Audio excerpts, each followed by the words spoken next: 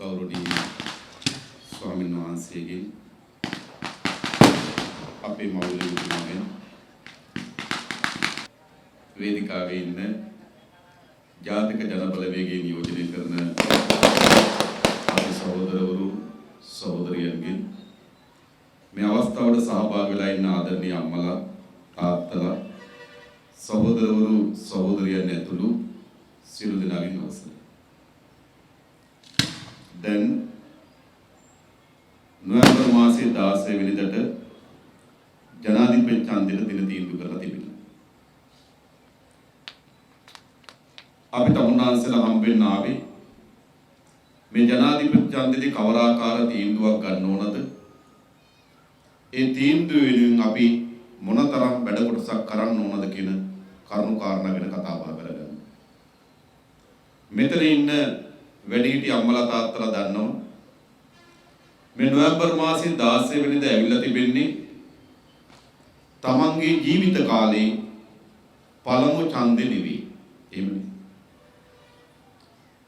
අවස්ථා ගණනාවක අපේ රටේ ජනතාව ඡන්ද ප්‍රකාශයට පත් කරලා තිබෙනවා. ආණ්ඩුව හදන්න, ආණ්ඩුව පෙරලන්න, නායකයෝ ගේන්න, නායකයෝ එළවන්න. එහෙමනේ. ඉතිහාසයේ විවිධ අවස්ථාවල තමන්ගේ ඡන්දය ආණ්ඩුව හැදීම, පෙරලීම, නායකයෝ ගැනීම, එළවීම වෙනුවෙන් පාවිච්චි කරලා තිබෙනවා. හැබැයි හැම වෙලාවකම ජනතාව ඡන්දෙ දෙනකොට ප්‍රාර්ථනා කරේ කුමක්ද? කිසි කෙනෙක් තමන්ගේ ඡන්දේ පාවිච්චි කරේ නැහැ රට විනාශයට ගෙන යන්න කියලා. කිසි කෙනෙක් තමන්ගේ ඡන්දේ පාවිච්චි කරේ නැහැ රටේ ආර්ථිකය කඩාවට්ටන්න කියලා. හොරකම් වලින්, දූෂණේ, නාස්තියෙන් පිරුණු රාජ්‍යයක් බවට පත් කරන්න කියලා. සිංහල දෙමළ මුස්ලිම් ජනය අතර ගැටුම් නිර්මාණය කරන්න කියලා කවුරුත් ඡන්දේ පාවිච්චි කරේ නැහැ. මෙරටේ හැම ආණ්ඩුවක්ම හදන්න ජනතාව ඡන්ද පොලට ගිහිල්ලා ඡන්දේ පාවිච්චි කරේ විශාල බලාපොරොත්තු සහිතව. හැබැයි හැම ආණ්ඩුවක්ම හදලා අවුරුදු කීපයක් යනකොට ඉතා හොඳින් අපි ඉදිරි පිට ඔප්පු කරලා හමාරයි ඒ පාලනයන් ජනතාවගේ අපේක්ෂාව වෙනුවට ඔවුන්ගේ වුවමනාවන් පමණක් ඉටු කරගත්තු බව. ඒ පාලනයන් දෙස හැම පාලනයක් කෙරෙහිම ආපසු හැරී බලනකොට අපිට තේරෙනවා ඒ පාලනයන් ජනතාවගේ වුවමනාවන් ඉටු කිරීමට අසමත් වුණු බව.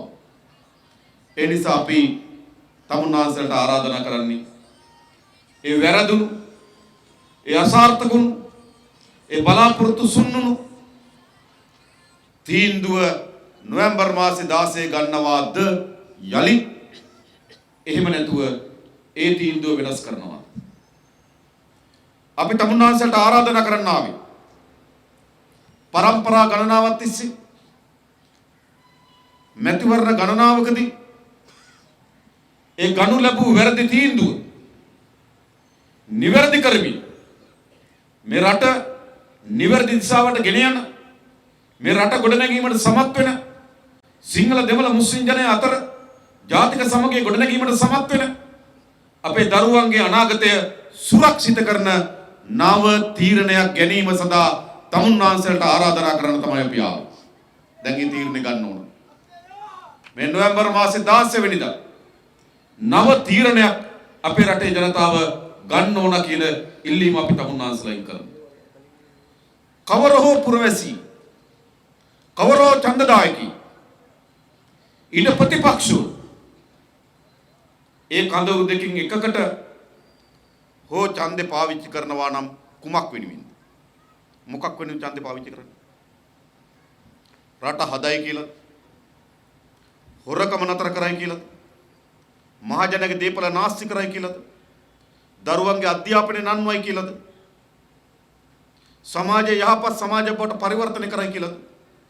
අපේ පොලිසිය මහතුරුන්ට කොන්ද කෙලින් තියාගෙන තරුපටියේ ගෞරවය ආරක්ෂා කරගෙන රටේ තමගේ නීති ඉටු කරන්න පුළුවන් වේවි කියලාද? නැහැ. කවුරු හෝ කෙනෙක් ඡන්දේ පාවිච්චි කරනවා නම් පාවිච්චි කරන්නේ Tamanට පෞද්ගලික අභිලාෂයක් ඉටු කර ගැනීම සඳහා විතරයි.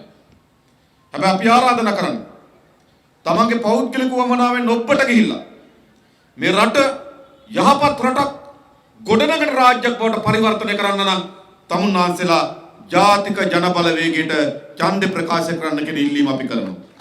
ඇයි? අපි තමුන්නාන්සලා ගාවට ඡන්දෙ ඉල්ලන්න ඉන්නේ. ඡන්දෙ ඉල්ලීම සඳහා තියෙන පාරිශුද්ධ අයිතිය ආරක්ෂා කරගන්න. මේ බේරුවල කළුතර දිස්ත්‍රික්කයේ තමුන්නාන්සලා 2015 වසරේ අපිට පාර්ලිමේන්තුවට മന്ത്രിවරයෙක් ලබා දුන්නා. සතුටුද නැද්ද? තමුන්නාන්සලාගේ ඡන්දේ ගෞරවය ආරක්ෂා කරාද නැද්ද? අපේ නලින්ද ජයතිස් සහෝදරයා පාර්ලිමේන්තුවේද කළුතර දිස්ත්‍රික්කයේද සියලු වැඩ කටයුතු වලදී කළුතර ජනතාව නලින්ද සහෝදරයාට ඡන්දයක් පාවිච්චි කරා නම් ඒ හැම කෙනාම ඒ ඡන්දේ ගැන ආඩම්බර වෙනවා. ආඩම්බර වෙන්නේ නැද්ද? ආඩම්බර වෙනවා. එහෙම තමයි මේ රටේ හැමතැනම අපිට කවර හෝ තැනක කවර හෝ කෙනෙක් ඡන්දයක් පාවිච්චි කරා නම් අපි ඒ ඡන්දේ ගරුත්වයයි ඒ ඡන්දේ වටිනාකමයි ආරක්ෂා කරලා තිබෙනවා. කිසිවෙකුට අපිට වැරදුනා අපරාධ ඡන්ද දුන්නේ අපි හිතපු දේ නෙවෙයි උනේ කියලා කම්පා නොවන ඡන්දයක් ලබා දුන්නා නම් ලබා දුන්නේ අප නියෝජනය කරන පෙරමුණට අර අන් කාටවත් නෙවෙයි.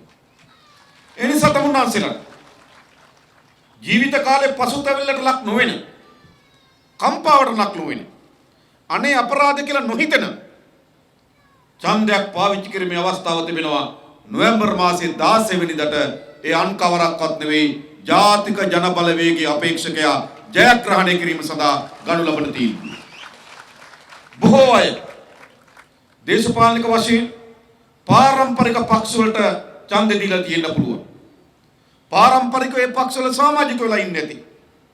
පාරම්පරික ඒ පක්ෂ වලට ක්‍රියාකාරීව මැදිහත් වෙලා ඇති. ඒ නිසා ටිකක් ගැලවෙන්න අමාරුයි වගේ හිතෙනවා ඇති. හැබැයි විවෘත මනසින් ඔබ නැවත හිතන්න.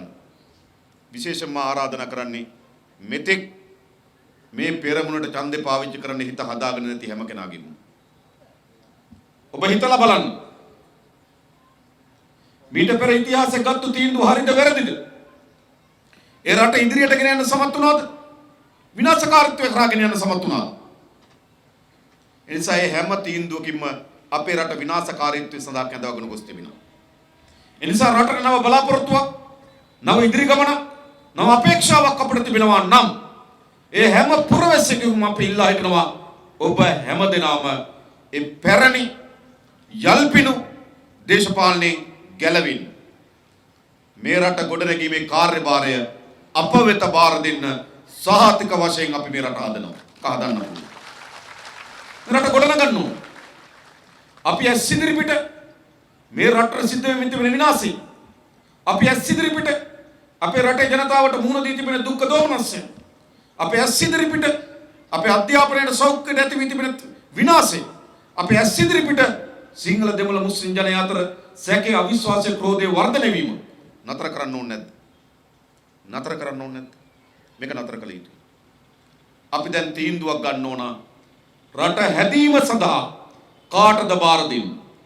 අපි ආරාධනා කරන්නේ මේ රට ගොඩනැගීම සඳහා නොවැම්බර් මාසයේ 16 වෙනිදා මේ රටේ බලය අප වෙත ලබා දෙන්න කියන ඉල්ලීම අපි තමුන්නාන්සලෙන් කරනවා. අපි මේ රට හදනවා. කොතනින්ද පටන් ගන්න?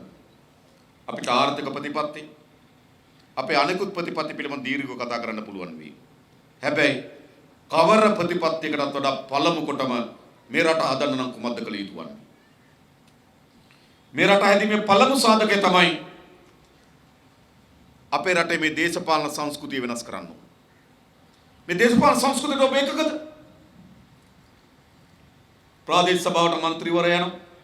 ප්‍රාදේශ සභාව සීමාවේ මහජනගේ දීපල හොරකම් කරනවා. පළාත් සභාවට മന്ത്രിවරයෙක් ගියොත් පළාත් සභාව മന്ത്രിවරයාගේ බල සීමාවේ මහජනගේ දීපල හොරකම් කරනවා. පාර්ලිමේන්තුවට മന്ത്രിවරයෙක් ගියොත් ඔහුගේ බල සීමාවේ ඔහුගේ හොරකම ව්‍යාප්ත කරනවා. ජනාධිපති වුණොත් ඔහුගේ බල සීමාවේ වංචාවේ දූෂණයේ යෙදෙනවා. එනිසා අපේ රටේ දේශපාලන සංස්කෘතිය මුළුමනින්ම වංචාවෙන් දූෂණයෙන් පිරුණු දේශපාලන සංස්කෘතිය බවට පත් වී තිබෙනවා. මහජනක විශාල ධනෙ කෝටි ප්‍රකෝටි ගණන් මේ දේශපාලකයන් විසින් එක්රස් කරගෙන තිබෙනවා, හොරකම් කොට තිබෙනවා. එනම් මේ රට ගොඩනැගීමේ පළමු ප්‍රයත්නය මොකද්ද? මහජනයාගේ දීපල හොරකම් නොකරන පාලනයක් ගොඩනැගිය යුතුයි. ගොඩනගන්න. මහජනක දීපල හොරකම් කරන්න නැති පාලනය. කාටද කරන්න පුළුවන්? කාටද කරන්න පුළුවන්? වෙන කිසිදු අපේක්ෂකයෙකුට වේදිකාවට නැගලා කියන්න පුළුවන්ද මහජනයාගේ දීපල හොරකම් කරන්න නැති පාලනයක් අපි හදනවා කියලා? කියන්න පුළුවන්? කියනකොටම වේදිකාව දිහා බලන්න. මහජනයාගේ දීපල හොරකම් කරලා ධනෙ විශාල රැස් එක්රැස් කරගත්තු පරපුටු කණ්ඩායමක් වේදිකාවේ ඉන්නවා. අපි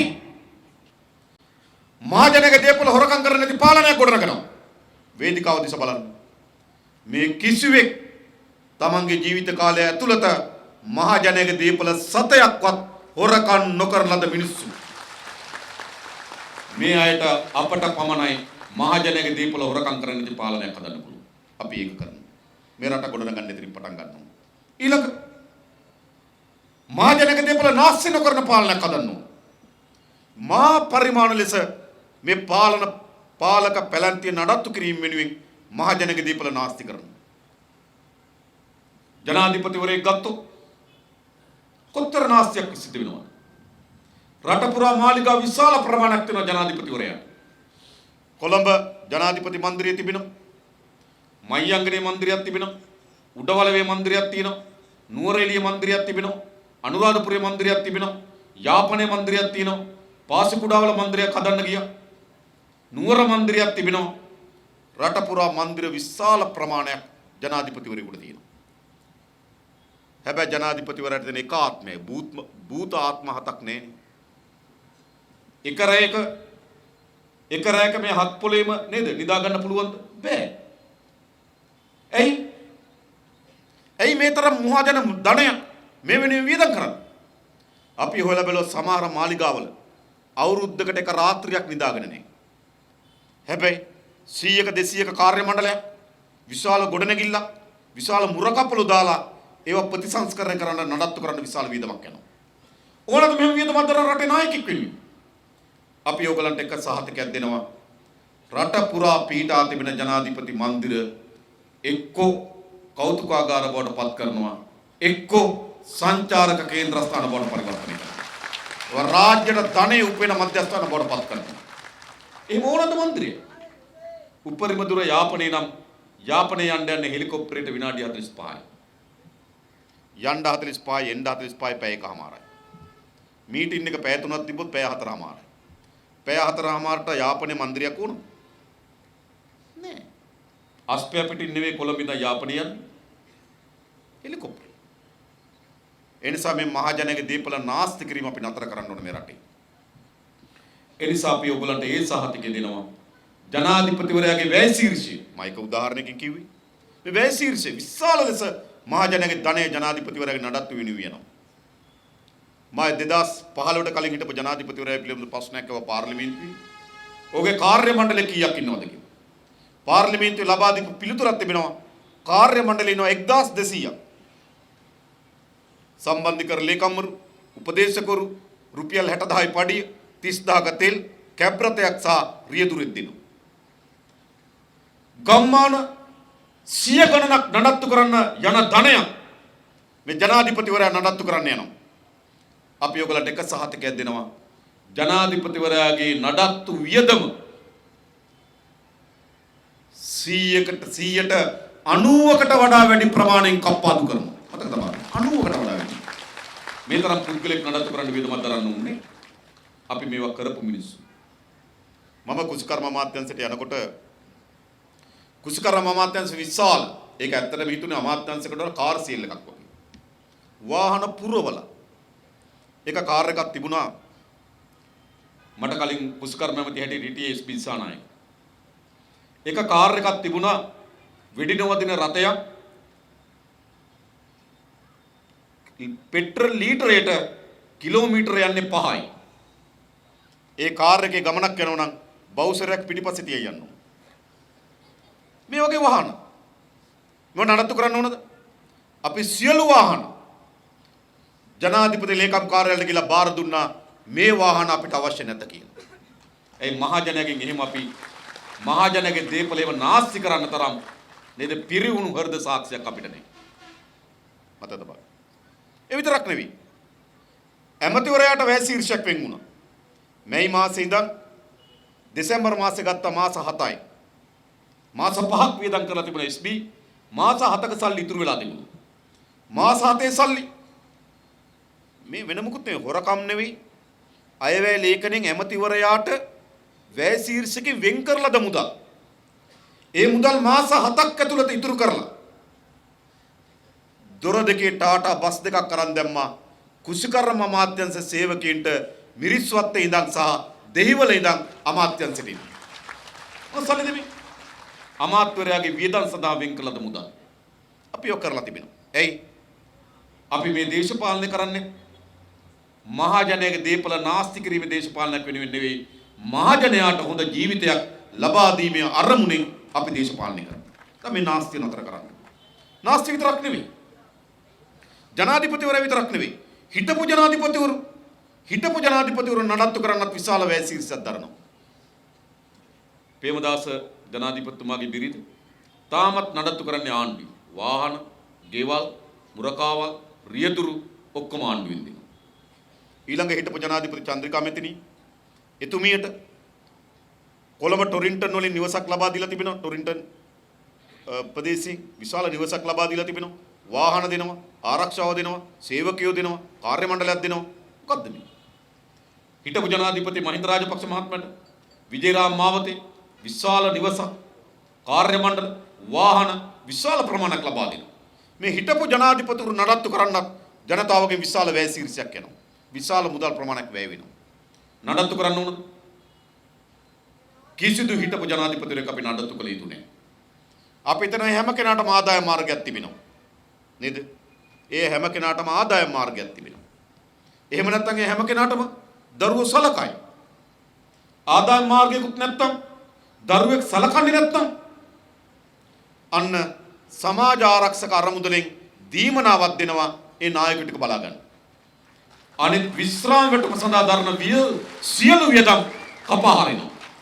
ඇයි මේ රට ගොඩනගන්න නම් මුදුනින් පටන් ගන්න ඕන. අපේ පොලිසිය මහත්තයට මොනවා හරි කියලා, බස් එකේ කොන්දොස්තර මහත්තයට මොනවා හරි කියලා, රාජ්‍ය කාර්ය ලිපිකර මහත්තයට මොනවා හරි කියලා මේ රට හදන්න බෑ. මේ රට හදන්න පටන් ගන්න ඕන මුදුනෙන් පිරිසුදු කරන්න ඕන. අපිට මේ මුදුනේ බලය දෙන්න සාහතික වශයෙන් අපි මුදුන පිරිසුදු කරනවා. මෙතනින් ප්‍රශ්න ඊළඟ වංචා කරලද දේපල සහ වංචා කරලද වංචනිකයන් දඬුවම් ලබා දී යුතුයි. අපි දන්නවා පහුගිය කාලේ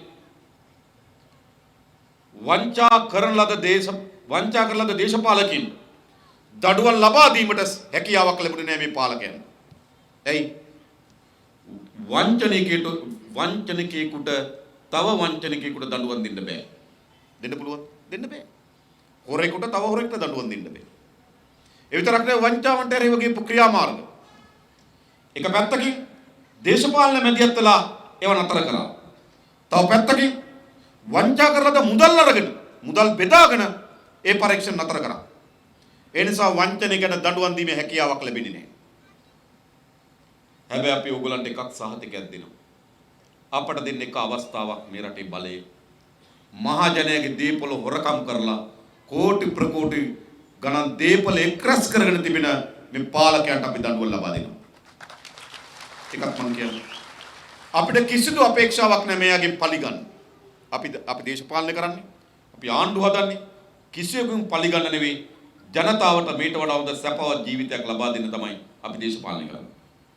පරිගැනීමේ අරමුණක් නැහැ. එනිසා අපි ආරම්භයේදීම කියනවා මහජනක දීපල හොරකම් කරලා තමන් අධික ලෙස ධනෙ එක්රැස් කරගෙන තියෙනවා නම් අපි මාස දෙකක කාලයක් දෙනවා. ඒ හැම දිනාටම ඇවිල්ලා ආණ්ඩුවට ඒවා බාර දෙන්න පුළුවන්. ස්විච් ආවේ. කමක් නැහැ. කමක් නැහැ. එම දෙන්නේ නැත්නම් සාහතික වශයෙන් පරීක්ෂණ දියත් කොට වංචනිකයන්ට දඬුවම් ලබා දීමත් වංචා කරලද දීපල යලි පවරා ගැනීමත් අපි කරමු. මතක තබා ගන්න. මේ කියන්නේ ජනතා විමුක්ති පෙරමුණත් නියෝජනය කරන ජාතික ජන බලවේගය කියන එක මතක තබා ගන්න. අපි කරමු. මොකද මේ රටට එහෙම එකක් ඕන. මේ රටට එහෙම දේශපාලනයක් ඕන. එහෙම නව සංස්කෘතියක් ඕන. ජනතාවගේ ඡන්දය අරගෙන ඡන්දය කියන එක ජනතාවගේ දේපොළ හොරකම් කිරීමේ ලයිසන් එකක් බවට පත් කරන් තිබෙනවා. මේකෙන් මේ රට මුදව ගන්න. එක වංචාව දූෂණය නතර කරමින් යහපත් දේශපාලන සංස්කෘතියක් අපි මේ රටේ නිර්මාණය කරනවා.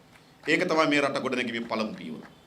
දෙවැනි එක අපේ රට ඉදිරියට යන්න නම් අපේ රටේ සමගිය නිර්මාණය වෙන්න ඕනකම තිබෙනවා.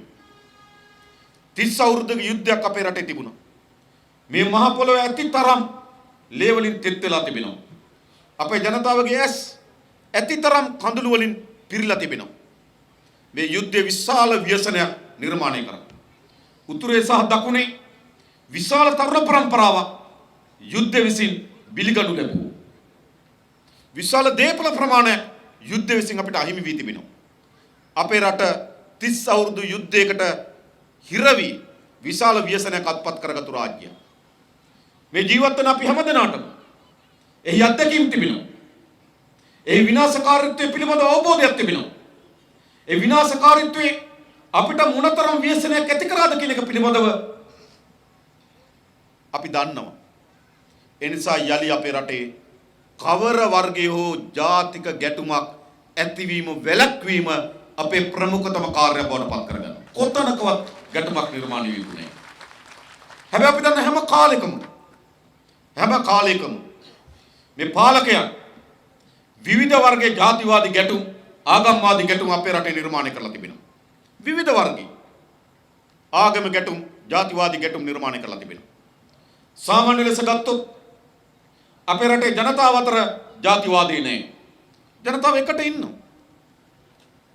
ජනතාව එකට උත්සව වලට සහභාගී වෙනවා. එකට සංස්කෘතික අවස්ථා සමරනවා. එකට ජීවත් වෙනවා. ජනතාව අතර ජාතිවාදී ගැටුමක් නේ. දැන් ඔයගොල්ලෝ දන්න මට හැමදාම සහෝදරු කියනවා. සහෝදර අලුත්ගමට ගහන්න ආවා. හැබැයි අලුත්ගමට ගහන්න ආවේ අපි දන්න අය නන් නෙවෙයි පිටින් කොහෙන් හරි. එහෙමනේ කියන්නේ. දර්ගා වලට ගහන්න ආවා. හැබැයි ගහන්න ආවේ අපි දන්න අය නෙවෙයි පිටින් කවුරු හරි. ඒයි දර්ගා නගරයේ ආසන්නයේ සිංහල දෙමළ සිංහල මුස්ලිම් ජනයා අතර ගැටුමක් නැහැ. අලුත්ගම නගරයේ ඉන්න සිංහල මුස්ලිම් ජනතාව අතර ගැටුමක් නැහැ. ජනතාව අතර ගැටුමක් නැහැ. හැබැයි ජනතාව අතර ගැටුමක් නැති වුණාට මේ ජනතාව වෙත ජාතිවාදී ආගම්වාදී විසකුරු මතයන් සහ විසකුරු ක්‍රියාදාම පටවනවා. එයි මේ දේශපාලකයන්. මේ දේශපාලකයන්ගේ තමන්ගේ පැවැත්ම බවට පත් කරගෙන තිබෙන ජාතිවාදී. අද අපි ඒක දන්නවා. අද අපේ රටේ ජනප්‍රියම දේශපාලන බවට පත් වී තිබෙන ජාතිවාදී. සිංහල ජනතාව තුළ ජනප්‍රියයි සිංහල ජාතිවාදී. දෙමළ ජනතාව තුළ ජනප්‍රියයි දෙමළ ජාතිවාදී. මුස්ලිම් ජනතාව තුළ ජනප්‍රියයි මුස්ලිම් ජාතිවාදී. එයි මේ දේශපාලකයන් ඒ ජාතිවාදී වපුරලා ඒ ජාතිවාදයට හුරුුතු ජාතිවාදය අනුගමනය කරන නේද පාක්ෂික කණ්ඩායම් නිර්මාණය කරලා තිබෙනවා. ඒ නිසා ජාතිවාදී හුදු ජනතාව අතර පැන නගින එකක් නෙවෙයි. ජාතිවාදී දේශපාලකයන් තමන්ගේ න්‍යාය පත්‍රයේ කොටසක්. උන්ගේ දේශපාලනේ ජාතිවාදී. මොකක්ද ඇවිල්ලා කියන්නේ නැත්තම්? වෙන මොකද ඇවිල්ලා කියන්නේ? රට ගොඩ නැගුවා කියන්නද? වංචා දූෂණ නතර කරනවා කියන්නද? ප්‍රජාතන්ත්‍රවාදී ස්ථාපිත කරනවා කියන්නද? නීතිය සහ විධානයේ ආධිපත්‍යය තහවුරු කරනවා කියන්නද? මේ කිසිවක් කියන්න බෑ. මේ කිසිවක් කියන්න බැරුව ඇවිල්ලා කියනවා අපේ ජාතිය අනතුරේ අර ජාතිය වැඩි වෙනවා. මේ ජාතිය ඇවිල්ලා අපිව ගිල ගන්නවා. අපේ ව්‍යාපාර අත්පත් කරගෙන තියනවා. මාර විනාශයක් වෙන්නේ. මෙන්න මේ ගිනි පුළඟු මේ දේශපාලකයන් විසින් අවුලනවා. ඒ නිසා අපේ රටේ ජාතික සමගිය ගොඩනගනවා. පළමු පියවර තමයි කිසිදු දේශපාලන ව්‍යාපාරයක් ජාතිවාදයේ තමන්ගේ දේශපාලන න්‍යාය පත්‍රයේ කොටසක් බවට පත් නොකරගත යුතුයි. කවුද මේ දේශපාලනය තියෙන්නේ? කවුද? තමන්ගේ දේශපාලන න්‍යාය පත්‍රයේ කොටසක් බවට දේශපාලන න්‍යාය පත්‍රයේ වැඩසටහනක් බවට ජාතිවාදය පත් නොකරගත්තු එකම දේශපාලනයයි ඒ දේශපාලන නියෝජනය කරන්නේ ජාතික ජන බලවේග වේදිකාව ආරන් කවුරුත් නැහැ. අපි කුමන දුෂ්කර කොන්දේසි යටතේ හෝ ජාතිවාදයට වැටෙන්නේ නැති දේශපාලන කඳවුරක් අපේ රට අවශ්‍යයි. එම කඳවුර ඊළඟ බලය වෙනුවෙන් කවර හෝ ජාතිවාදී කණ්ඩායම සමග අත්වල් බැඳගන්නේ නැති දේශපාලන ව්‍යාපාරයක් තිබෙනවා නම් ඒ ජාතික ජන බලවේගයේ දේශපාලන ව්‍යාපාරය විතරයි. අනිත් අය අපි දන්නවා. සාමාන්‍ය ජාතිවාදී කියලා ලේබල් ගන්න උඩින් හැබැයි ඡන්දයක් කෙනකොට රැට කියලා සාකච්ඡා කරනවා සහාය දෙනවද කියලා. මේගොල්ලෝ විවිධ ජාතිවාදී කණ්ඩායම් වල සහාය ලබා ගැනීම වෙනුවෙන් කටයුතු කරනවා. විවිධ ජාතිවාදී සංවිධානවල සහාය අරගෙන තිබෙන තමන්ගේ ජයග්‍රහණය වෙනුවෙන්.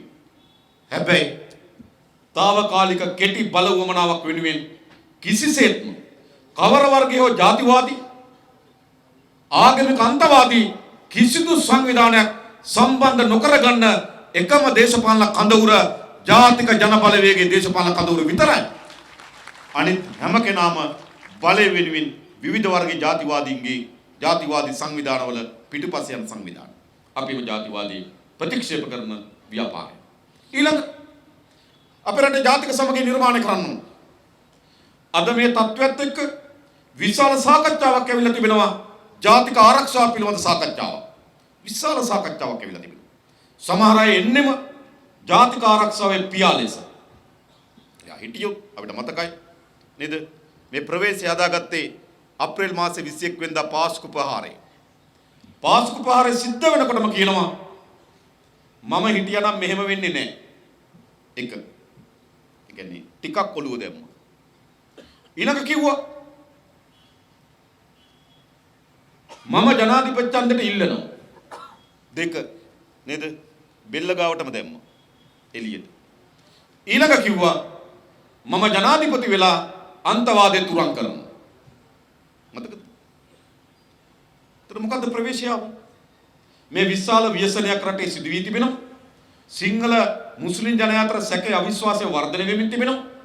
ඒ සමනය කිරීම තමයි ඕනෑම දේශපාලන ව්‍යාපාරක ඒ වෙලාවේ වගකීම් බවට පත් යුතු වන්නේ. ඒට පුළුඟු දානවා වෙනුවට ඒ ගිනිපත්තු කරනවා වෙනුවට සමගිය නිර්මාණය කිරීම තමයි සෑම වගකීතු දේශපාලන ව්‍යාපාරක වගකීම් බවට පත් උනේ. හැබැයි ඒ වෙනුවට ඒගොල්ලෝ මොකද කිව්වේ? මම හිටියනම් මෙහෙම වෙන්නේ නැහැ. ඊළඟ කියන මම ජනාධිපති ඡන්දෙ ඉල්ලනවා. මම ජනාධිපති ඡන්දෙ ඉල්ලලා දිනුවාම අන්තවාදී නැති කරමු. මොකක්ද නේද? මේ දේශපාලනය තමයි අපි ප්‍රතික්ෂේප කරන්නේ. ඊට පස්සේ දැන් තමන්ගේ දේශපාලන ප්‍රධාන සාකච්ඡාව අපි ආපුවාම ජාතික ආරක්ෂාව තහවුරු කරනවා. අපි ඒකත් උදාහරණයක් තේරුම් ගන්නවා. අපේ රටේ ආරක්ෂාවට එල්ල විය හැකි තර්ජන ආකාර දෙකක් තිබෙනවා. එකක් අභ්‍යන්තරික වශයෙන් රටේ ආරක්ෂාව කරේ එල්ල විය හැකි තර්ජන. දෙක බාහිර වශයෙන් රටකට එල්ල විය හැකි ආරක්ෂාවේ තර්ජන. ආරක්ෂාවට තර්ජන ආකාර දෙකක් තිබෙනවා. එකක් අභ්‍යන්තරයේ ඇති වෙන ගැටුම්කාරී තත්ත්වයන් විසින් ආරක්ෂාවට එල්ල වෙන තර්ජන. දෙක බාහිර ආක්‍රමණයක් විසින් අපේ ආරක්ෂාවට එල්ල වෙන තර්ජන. සාමාන්‍යයෙන් ගත්තොත් දෙවෙනි තර්ජනය ගත්තොත් මම හිතන්නේ අපිට යුදමය තර්ජනයක් දැන් නැහැ. මෑත කාලේ නේ. කවරෝ විදේශ රාජ්‍ය ආයුධ සන්නද්ධව ගුවනින් මුහුදෙන් නේද ඇවිල්ලා අපේ රට ආක්‍රමණය කරලා යුද්ධමය ලෙස අපේ රට අත්පත් කර ගැනීමේ තර්ජනයක් මෑත යුගයේ නැහැ. හැබැයි ඒ තර්ජනය අපිට තිබෙනවා. අපි ආර්ථික වශයෙන් දුබල වුණොත් ඒගොල්ලන්ට පුළුවන් අපේ රට යටත් කිරීමේ වෙළඳ කිවිසුම් වලට එන්න. අපි ආර්ථික වශයෙන් දුබල වුණොත් ඔවුන්ට පුළුවන්කම තිබෙනවා අපිට රටට අහිතකර යුද කිවිසුම් වලට යන්න. එහෙම ගියා. 2007 එහෙම යුද කිවිසුමක් අත්සන් කරා. 2017 එහෙම යුද කිවිසුම තව දීර්ඝ කළ අත්සන් කරා. යලි කිවිසුමක් අත්සන් කිරීම පිළිබඳ සාකච්ඡාවක් තිබුණා. ඒ සාකච්ඡාවට විරුද්ධව මත හැදුවා.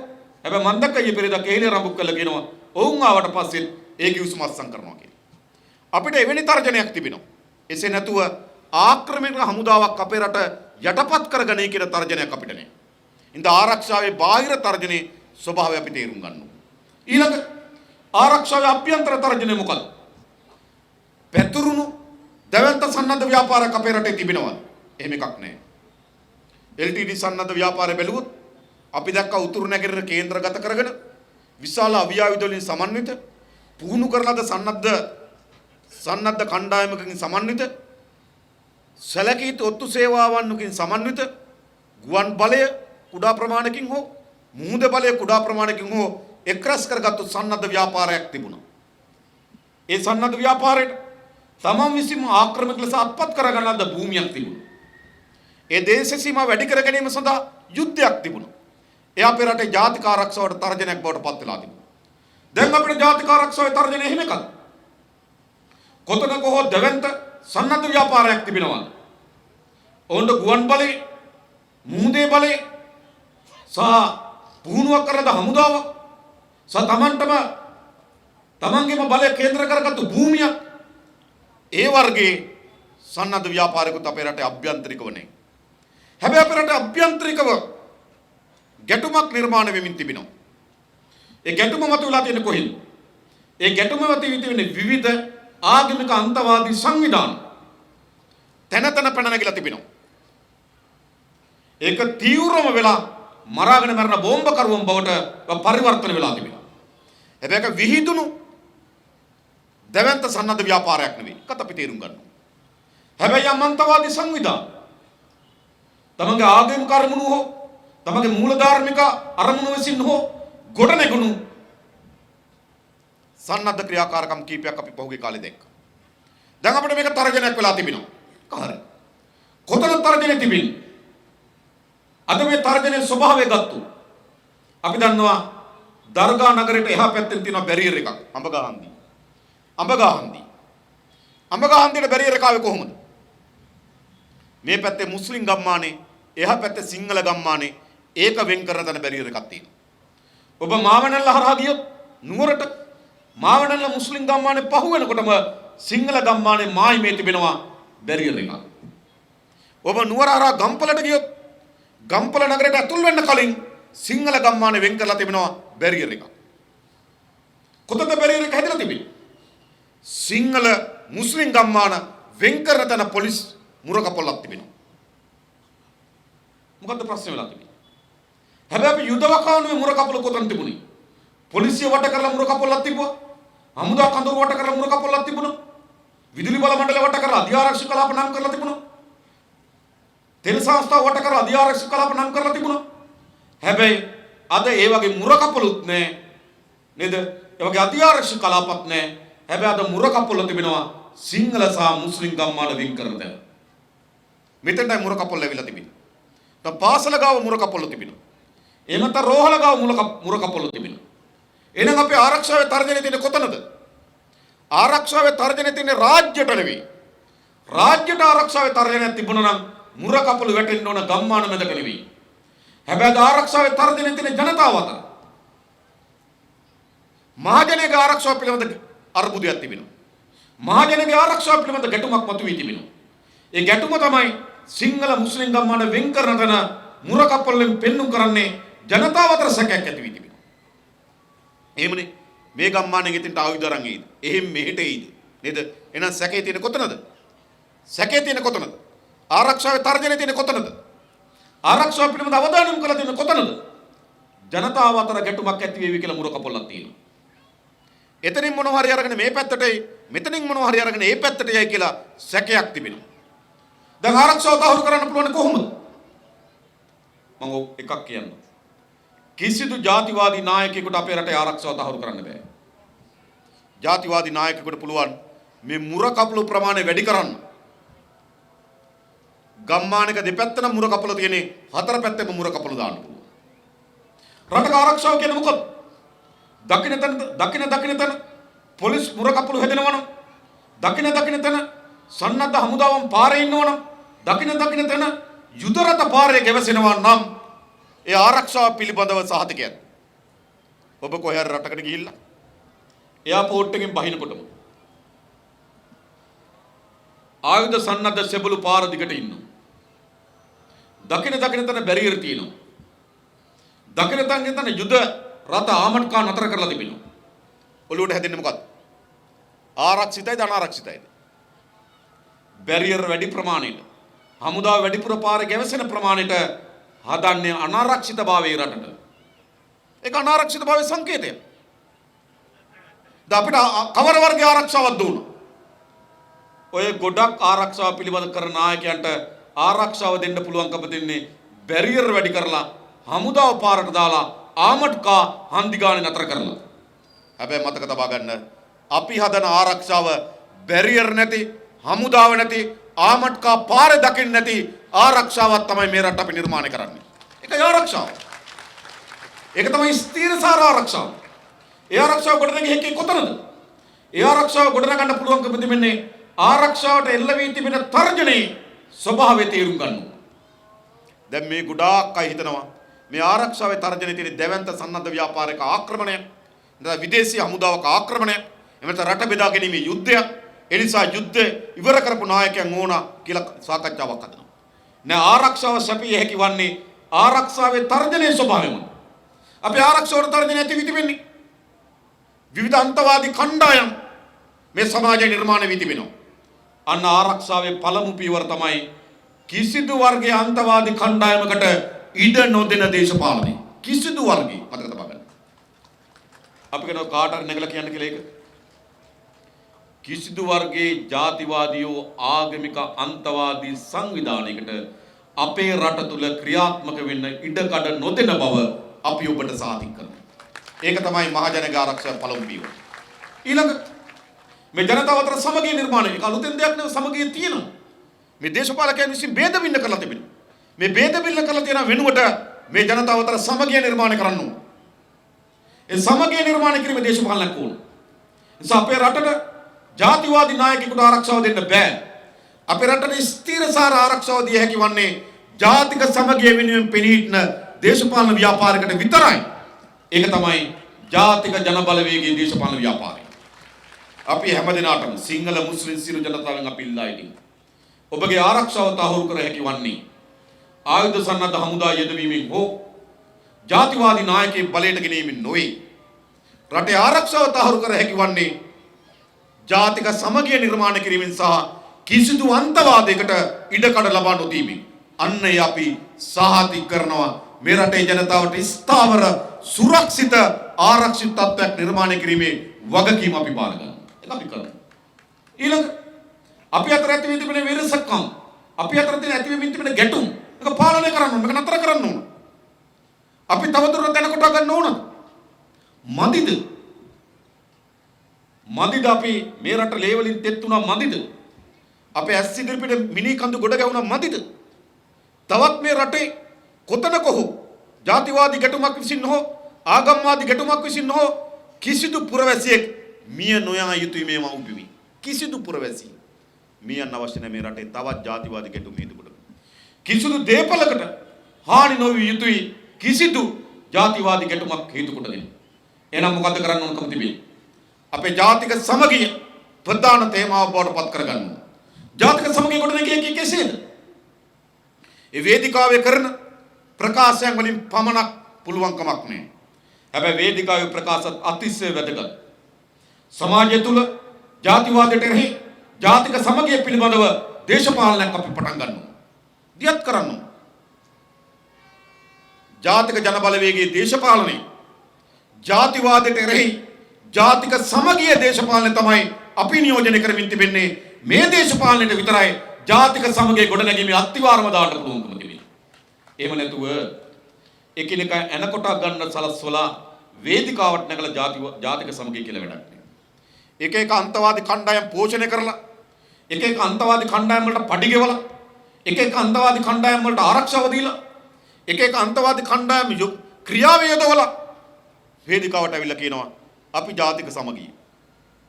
එයට ගොඩනගන්න බෑ.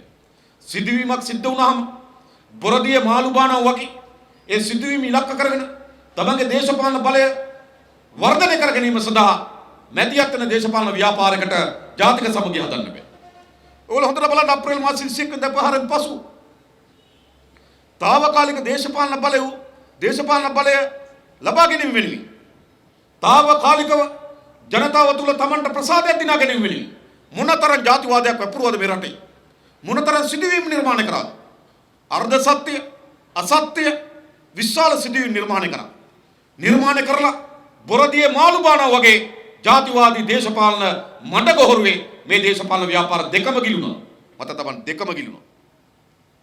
ජාතිවාදී මඩගොහරු. ඇත්තම සංගමයක් තියෙන දේශපාලන ව්‍යාපාරය. සමාජය පිළිබඳ වගකීම් යුතු දේශපාලන ව්‍යාපාරය. අප්‍රේල් මාසේ 21 වෙනිදා පහරෙන් පස්සේ හැසිරිය යුතු තිබුණේ කොහොමද? ප්‍රචණ්ඩත්වය අවුස්සන එකිනෙක අතර වෛරය සැකය වර්ධනය කරන දේශපාලනයකටද නෑ. යෙදිය යුතු තිබුණේ ප්‍රචණ්ඩත්වය වෙනුවට සමගිය. එකිනෙක අතර ගැටුම් වෛරය ක්‍රෝධය වෙනුවට එකමුතුකම නිර්මාණය කිරීමේ දේශපාලනයක් ඕන වුණා. අන්නේ දේශපාලනය අප්‍රේල් මාසේ 21 වෙනිදා මොන දුෂ්කර තත්වයෙන් යටතේ හරි ක්‍රියාත්මක කරේ ජාතික ජන බලවේග නියෝජනය කරන සංවිධාන විතරයි.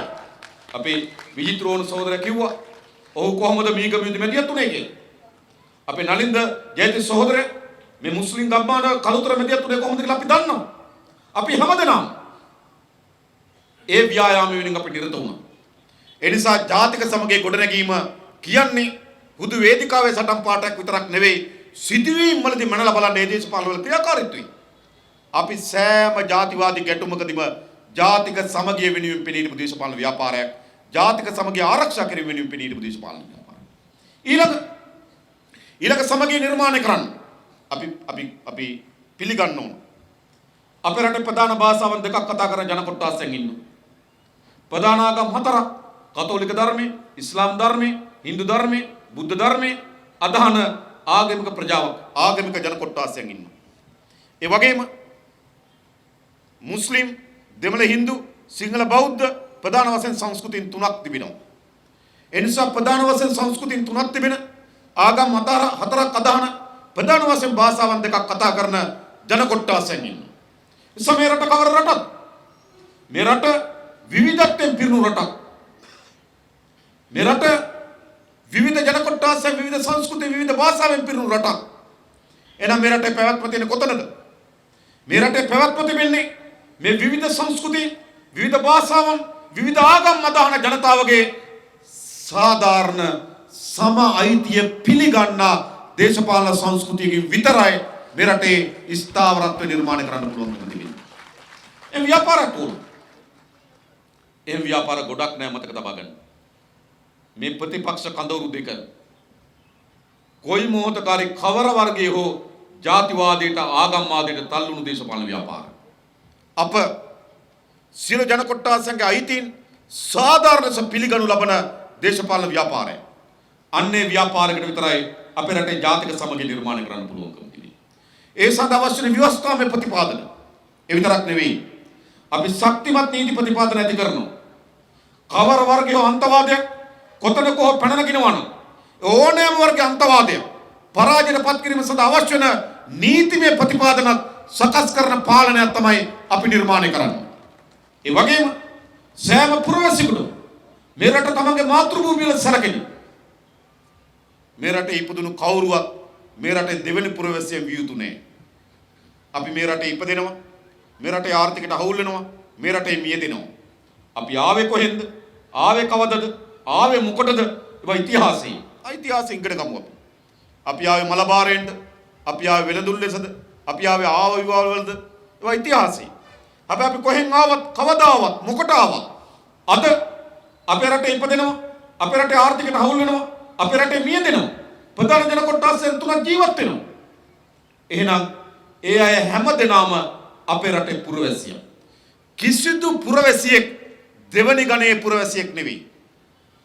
හැම පුරවැසියම සමාන පුරවැසියන් ලෙස සලකන නීති පද්ධතියක් වගේම ප්‍රායෝගික ක්‍රියාකාරී පද්ධතියක් අපි නිර්මාණය කරමු. එයි එවැනි සමගියක් නිර්මාණය කිරීමෙන් තොරව අපේ රට අනාගතයක් නම් මතක තබා ගන්න. අපිට හැමදාම ගහ ගන්න පුළුවන් වේවි. හැමදාම ගිනි තියා ගන්න පුළුවන් වේවි. හැමදාම කොතනක හෝ ගැටුමක් ඇති කර ගන්න පුළුවන් වේවි. රටට අනාගතයක් නැහැ. රටේ අනාගතය මා කලින් කිව්ව පළවෙනි ප්‍රයත්නය මේ දේශපාලන සංස්කෘතිය වෙනස් කිරීම. දෙක අපේ රටේ බුරබුරා ඇවිලෙමින් තිබෙන ජාතිවාදය වෙනුවට ජාතික සමගිය නිර්මාණය කිරීම. මේක තමයි අපේ රට ගොඩනැගීමේ පදනම් දෙක. මේ දෙකෙන් එකක් හෝ අත්හැරලා එතන මේ දෙක නැතුව අපේ රට ගොඩනගන්න බෑ. මේ දේශපාලන සංස්කෘතිය වෙනස් කරන්න නැතුව, ජාතිවාදයේ වෙනුවට ජාතික සමගිය නිර්මාණය කරන්න නැතුව අපේ රට අනාගත පැවැත්මක් නැහැ. ඒක තමයි අපේ රට ගොඩනැගීමේ ප්‍රධානම මූලධර්ම දෙක බවට පත් කරගන්න. ඊළඟ රට ගොඩනැගීමේ සලස්ම. ඒ සලස්ම සකස් කළ තිබෙනවා. සෑම ශේෂ්ත්‍රයකදීම අපේ රට ඉදිරියට ගෙන යා යුතුයි. පළවෙනි ප්‍රශ්නේ අපේ රටේ මේ ණය කන්දක් තිබෙනවා. විශාල ණය කන්දක්. මේක සාමාන්‍ය ණය කන්දක් නෙවෙයි. අපේ ටෙලිවිෂන් සහෝදරයා කිව්වා ට්‍රිලියන 11ක ණය කන්දක් තිබෙනවා. ට්‍රිලියනයක් කියන්නේ 1.12යි. එතකොට ට්‍රිලියන 11ක ණය කන්දක් තිබෙනවා. 2017 මහා බැංකු වාර්තාවේ කියනවා ආණ්ඩුවේ මුළු ආදායම බිලියන 1919. ණය පොලි වාරිකයේ බිලියන 2054යි. ආණ්ඩුවේ ආදායම ප්‍රමාණවත් නැහැ ණය පොලි වාරිකයේ ගෙවන්න. ණය ගෙවන්නත් බිලියන 135ක් ණයට ගන්න ඕන. ආදායම බිලියන 1919යි ණය පොලි වාරිකයේ බිලියන 2054යි බිලියන 135ක ඉගියක් තිබෙනවා ණය ගෙවන්න. ඒ නිසා ණය ගෙවා ගන්නත් බැරි. ණය ගෙවා ගන්න සමත් වෙන තරමේ ආදායමක්වත් ආණ්ඩුවට නැහැ. කඩා වැටලා තියෙනවා. මේට වඩා රටකට මොකද්ද වෙන්න පුළුවන්කම තිබෙන්නේ? මේට වඩා රටකට විය හැකි විශේෂණය කුමක්ද? තමන්ගේ වාර්ෂික ආණ්ඩුවට ලැබෙන ආදායම. ආණ්ඩුවේ ආදායම කියලා කියන්නේ භාණ්ඩාගාරේ තියෙන භාණ්ඩාගාරේ account එකක් තියෙනවා. බැංකු ගිණුම. භාණ්ඩාගාරේ බැංකු ගිණුමට එන සල්ලි රුපියල් බිලියන 1919යි. භාණ්ඩාගාරයෙන් ගෙවන්න ඕන ණය රුපියල් බිලියන 2054යි. ගිණුමට එන සල්ලි මදි ණය ගෙවන්න. මොකද වෙලා තියෙන රටට? අවුරුදු 71ක පුරාදීරු රට හැදුවා කියනවා. තාත්තා ඇවිල්ලා හැදුවා කියනවා. ඉඳ පුතත් ඇවිල්ලා හදන්නම් කියනවා. අයියා ඇවිල්ලා හැදුවා කියනවා. මල්ලි ඇවිල්ලා හදන්නම් කියනවා. මේ ඔක්කොම කියලා මොකද සිද්ධ වෙලා තිබෙන්නේ? විශාල ණය බලෙන් පෙරන රාජ්‍යයක් නිර්මාණය වී තිබෙනවා. අපේ රට මතක තබා ගන්න. අපේ රටේ සූරීත්වයේ, අපේ රටේ ස්වාධීනත්වයේ මේ සියල්ල රඳා පවතින්නේ අපි මොනතරම් ප්‍රමාණකින් ආර්ථික වශයෙන් ශක්තිමත් කියන සාධකෙම. අද ආර්ථික වශයෙන් අපි බෙලහීන වෙලා තිබෙනවා. විශාල ණය කන්දක් ගොඩනැගී රාජ්‍යයක් ගොඩනැගී තිබෙනවා. හෙට පාලන බල ගන්න කිසිවෙක් මේ ණය පිළිබඳ නිසි පිළිතුරක් නැතුව ඉස්සරහට යන්න බෑ. කොහොමද අපි ණය වලින් බේරින්නේ? කොහොමද? එකක්, ණය කියන්නේ අපරාධයක් නෙවෙයි. ණය කියන්නේ අපරාධයක් නෙවෙයි. ණය කියන්නේ රටකට තමන්ගේ ප්‍රාග්ධනය යම් ව්‍යාපෘතියක් ආරම්භ කරන්න ප්‍රාග්ධන අවශ්‍යතාවය නැත්නම් ප්‍රාග්ධන අවශ්‍යතාවය වෙන ණය ගන්න. දෙක, යම් ව්‍යාපෘතියක් වෙන තාක්ෂණය නැත්නම් ණය හරහා තාක්ෂණයක් ගන්න. ලෝකේ රටවල් ණය උපයෝග කරගන්න. මොකක් වෙනුවෙන්ද? තමන්ගේ ප්‍රාග්ධන අවශ්‍යතාවය තමන්ගේ තාක්ෂණික අවශ්‍යතාවයත් වෙන ණය ගන්න. හැබැයි අපේ පාලක ණය ගත්තේ මොකටද? මේ කිසිවකට නෙවෙයි. මේ ණය ගත්තේ තමන්ට ණය ගන්නකොට තොරකම් කරන මතක තබා ගන්න. ව්‍යාපෘති වලින් විතරක් නෙවෙයි. සමහර ණය ගන්නකොට ණය කේවල් කරලම හොරකම යනවා. සාමාන්‍ය පොලි අනුපාතික 2% කිව්වහම 4% කරලා ණය ගන්නවා. ගන්නකොටම ගාණක් ගන්නවා. ණය වලින් තොරකම් කරා. ඊට පස්සේ ණය වලින් හදන ව්‍යාපෘති වලින් තොරකම් කරා. මොකද සිද්ධ වුනේ? ණය වලින් ට්‍රිලියන 11ක ණයක් තිබෙනවනේ. ඒ ට්‍රිලියන 11 වත්කම් තියෙන්න ඕන රටේ. හැබැයි සිදුවී තිබෙන දේ තමයි විගණකාධිපතිවරයා කිව්වා ට්‍රිලියන 11ක ණයක් තිබ්බට වත්කම් තින්නේ ට්‍රිලියන 1.8ක කියලා. ට්‍රිලියන 9.2ක් නේ. ණය ගත්තන ණය වලින් ඉදි කරපු වත්කම් තියෙන්න ඕන. ණය ගත්තන ණය වලින් ඉදි කරපු වත්කම් නැහැ. සාමාන්‍යයෙන් අපි අහලා තිබුණේ කොමිස් මුදල 10%යි කියලා. හැබැයි මේකේ හදලා තියෙන්නේ 10%ක. කොමිස් මුදල 90%යි. එනිසා ණය වල පළවෙනි ප්‍රශ්නේ ණය වලින් වත්කම් හැදුන්නේ. දෙක, ණය වලින් අවශ්‍ය වත්කම් නිර්මාණය වුණේ. ණය වලින් ණයට සරලන වත්කම් හැදුනෙත් නේ. දෙක, ණය වලින් අවශ්‍ය වත්කම් නිර්මාණය වුණෙත් නේ. ඒ නිසා තමයි ණය අර්බුදය බවට පත් උනේ. එහෙනම් මේ අර්බුදයෙන් ගොඩ එන්න ඕන කොහොමද? පළමු පියවර අපි මේ ණය දීපු ආයතනත් එක්ක සාකච්ඡාවක් පටන් ගන්නවා. අපි ඒගොල්ලන්ට සංඛ්‍යා දත්තත් එක්ක පෙන්눔 කරලා තිබෙනවා මේ ණය වලින් ලැබිය යුතු ශක්්‍යතාවය අපිට ලැබිලා නැහැ. ඒ නිසා ඉස්සරළම අපි යෝජනා කරනවා අපිට කපා හරින්න. එසේ නැත්නම් රීෂෙඩියුල් කරලා දෙන්න. නැවත ගෙවීමේ ආකාරය අපිට වෙනස් කරලා දෙන්න. ඒක කරගන්න පුළුවන් කියලා අපි විශ්වාස කරනවා. දෙක හොඳ ණයක් අරගෙන ඊටම සාර්ථක ව්‍යාපෘති වල හා අවශ්‍ය යටිතල පාසුකම් වල යොදවන්න ඕන. යොදවලා ආර්ථිකේ පිම්මක් ගන්න ඕන. අන්නේ ආර්ථිකේ පිම්ම හරහා පරණ ණයන් ටිකක් ගෙවාගෙන අලුත් ණයක් ගෙවාගෙන අවුරුදු 5ක් 6ක් යනකොට මේ ණය උගුලෙන් ගොඩ එන්න ඕන. සාහතික වශයෙන් ණය උගුලෙන් ගොඩ එන පාරක් අපි හදනවා. ණය උගුලෙන් ගොඩ ඒම සඳහාම පොතට අපි ණයක් ගන්න ඕන. අපි හිතනවා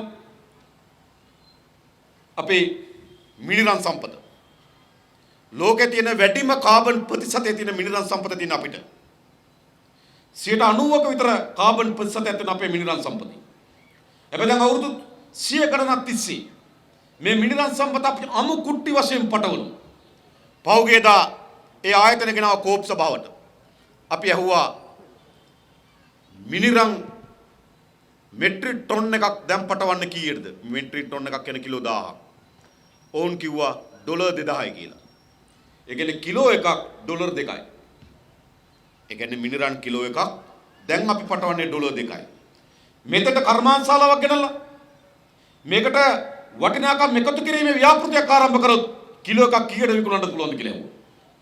ඒගොල්ලොම කිව්වා එහෙම කරොත් නම් മന്ത്രിතුමා ඩොලර් 5000යි කිව්වා. කිලෝ එකක්. දැන් අපි දශක ගණනාවක් තිස්සේ කිලෝ එකක් ඩොලර් 2 ගානේ විකුණනවා. හරියට එතන කර්මාන්තශාලාවක් ගෙනවනම් ඒක ලොකු තාක්ෂණයක්, ලොකු ආයෝජනයක්. එතෙන්ට අපි ණයක් ගන්න ඕන. අන්න එතෙන්ට කර්මාන්තශාලාව ගෙනවනම් කිලෝ එකක් විකුණන්න පුළුවන් ඩොලර් 5000ට. අන්න ආදායම් උපේන තැන. මොකද්ද කරලා තියෙන්නේ? මොකද්ද මේ පාලක? ලැජ්ජා වෙන්න ඕන මේ පාලකෙන්. දශක ගණනාවක් තිස්සේ අමු මිනිරම් කුට්ටි ගණන් පටවන පාලනය. අපේ ඛනිජ වල නිදී පුල්මුඩි ඉතාමත් අනර්ග සම්පත. ලෝකේ ඛනිජ වැලි වල සාමාන්‍ය. ඛනිජ වැලි ගත්තාම ලෝකේ ගොඩක් නිදි වල තියෙන්නේ ඛනිජ තියෙන 15ක 20ක ප්‍රතිශතයක්.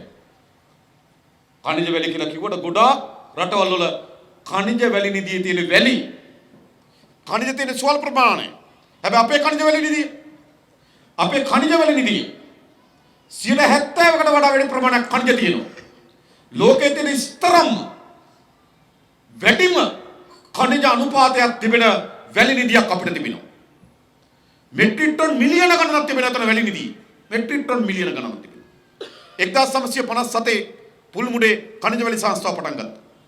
1957 ඉඳන් අද දක්වා මේ වැලි කුඩා ප්‍රමාණයක නිස්සාරණය කළ රටපටවනවා කන්ටේනර් වලින්.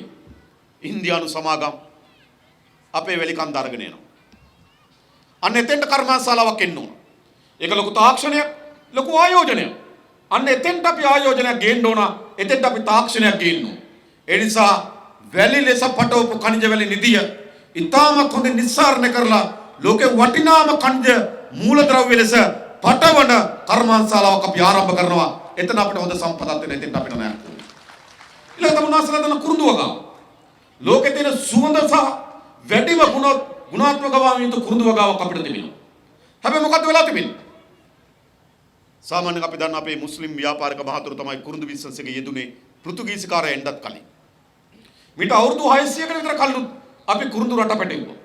කොහොමද කුරුඳු රට පැටවුවේ? කොහොමද? එදත් අපි කුරුඳු තලලා කූර වගේ මිටි හදලා ඒ මිටි එකතු කරලා දර මිටිය වගේ ගැට ගහලා අන්න ඒක අපි පැටවුවා. කුරුඳු මිට අවුරුදු 600කට කලින් උත්තරේ අපි දර මිටිය වගේ. අද යවන්නේ දර මිටිය වගේ. අවුරුදු 600ක් ගිහිල්ලා. එතන තියෙන ඉතාමත් වටිනා කර්මාන්තශාලාවක් අපිට එතන නිර්මාණය කරන්න පුළුවන්. ලෝකේ සුවඳම තිබෙන ගුණය තියෙන කර්මාන්තශාලාව.